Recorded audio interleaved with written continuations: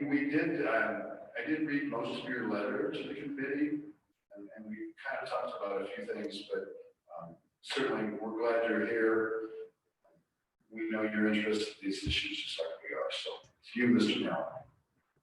Thank you, Mr. Chairman. And I want to thank you for giving the letter and the recommendations such serious consideration. And I want to, I'm Chris Merrill, Executive Director of the Equality State Policy Center. And I do want to say that the webinar solution does seem promising for a lot of the suggestions and concerns we raised in our letter. You know, taking a step back, if you could go back in time 1 year and talk to yourself and try to explain the conversations we're having today, back in time you would think future you has gone insane. So the flexibility that this legislature has shown, the adaptability, and the care taken to try to include public comment and public participation has been just phenomenal. And so I just really appreciate this committee and Management Council as well, that we continue to have these conversations and continue to adapt and improve. It's promising, I think, and it's a whole new world. And so I just want to say that. And since I've joined, I also want to say, and I know that this committee won't necessarily make these types of decisions, but we think that there are a lot of compelling reasons to essentially postpone the session until April at the earliest. And I know there's some technicalities in how that would happen, but it seems like a more plausible way to have an in-person session. We'd have more time to prepare, more time to figure out the technology and figure out how to include the public, because our biggest concerns with the proposed kind of process now is public participation would necessarily have to be limited. And there would just be so many people who would not be able to participate in person and go to the Capitol. And it's a concern. We're also concerned about the fact that there's a COVID surge going on. We're concerned about the health of legislators. We're concerned about the health of Legislative Service Office staff, what this might mean for CRMC if there's some sort of cluster. And there's a lot of reasons for having that conversation about postponing the session, basically going into recess until later in the year. So I just wanted to say that out loud as well, and ask you to consider that recommendation. And with that, I'll conclude. Thank you. Thank you, Mr. Merrill. Committee questions, staff, Mr. Obrick, any questions? Chief Clerks, any questions from Mr. Merrill? You're welcome to weigh in here. Certainly welcome. Mr. Merrill, I know we are all taking this very seriously. We're going to get loud. Oh, I'm sorry. Taking it so seriously we can't see through the 5 layers of plexiglass to Representative Wilson. I apologize. Representative Wilson. Thank you, Mr. Chairman. I was attempting to bang on the glass. If one of them tips over, they're all going to tip over. They have another feature since they're local. Mr. Chairman, I just wanted to respond to something that Mr. Merrill said, just so that as this conversation about the timing of the session goes forward, he knows at least what one legislator is thinking. And in my discussions with some people, I think there's one issue with delaying the session. Well, there's many issues, but one that seems particularly important to me is that if we through the session end up cutting budgets, especially school budgets, which I think is certainly very possible, to not have the school systems know their budget until June or something, I think would be really problematic. I mean, they have to hire staff and that sort of thing. So I just wanted, that's not a question for him, but I just wanted to say that's something that I've been thinking of, and I think we've not really considered that issue. So I just wanted to share that with him. Yes, and Mr. Merrill, my co-chairman and I spoke with our revenue mats in Ram yesterday, and there's some of the same issues and concerns with our local governments who also have a fiscal year the same as the state of Wyoming and have a budgeting process, and they have inputs to that. They need to have budgets in place, I believe, on the same day that we do. In essence, July 1 is the absolute hard point for them, and they need to have a budget in place beforehand. And that's a very difficult process. They have to have hearings, they have to make cuts. So it's kind of tough. I'm not sure what the answers are. You raise fundamentally really important point. Please know that. And I might allow Mr. Overbeck, I don't know if you want to talk about some of the thinking that's going on in the higher levels about this topic.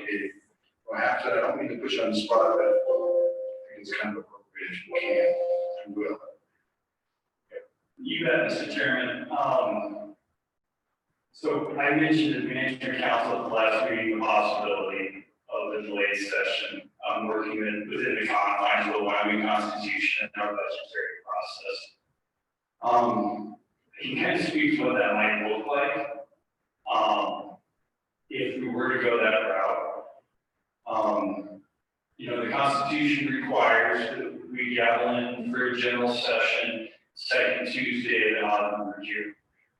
But it does not require that we continue that session non-stop from the second Tuesday of January of the odd year. There's been some historical precedent during budget session, during our first budget session, where we gaveled in and then convened until 6 weeks later. The Constitution clearly allows with agreement between both the houses to recess until the date certain. So, but there's definitely some business you have to take care of. First and foremost, even before the session, is you have to be sworn. 3/4 of the legislature needs to get sworn. Besides the 15 holdover senators, everyone else's terms are starting. And the Constitution says you have to be sworn in from the floor to the House to which you're elected. Now, we've never questioned that before, but there's some ambiguity there, whether just the Chief Justice would need to be there, if the Chief Justice, and if the members appeared over Zoom, but I don't know if it's an issue we really even want to push or need to push. We could probably, term starts the first Monday in January, and if we could just stagger folks coming down to that first week of January, getting sworn in shifts on the House and Senate floor, doing some administrative stuff here that we can take care of as well. Potentially go back home, appear over Zoom, again like we did in May, to gavel in on the 12th. You absolutely need to elect leadership. You absolutely need to adopt rules. And we would probably also hear preliminarily from you during that time. You could also consider a number of things. One, you could assign bills to standing committees to work during your recess. You could also adopt special rules like we did in May to take care of a few bills that absolutely needed to take care of. The ones I hear most frequently are if CARES is extended, all those programs we created in May and December 3rd. So we need to extend those. We would also potentially need to free up some cash from the government.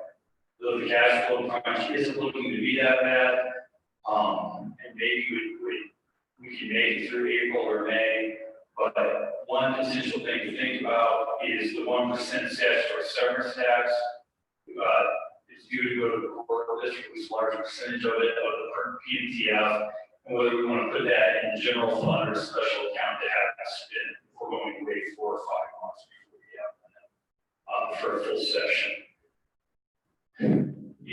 thing, Mr. Chairman, that is being discussed is for management council to meet in January and to assign interim topics, to work for joint committees during that recess, so that if we come out of session in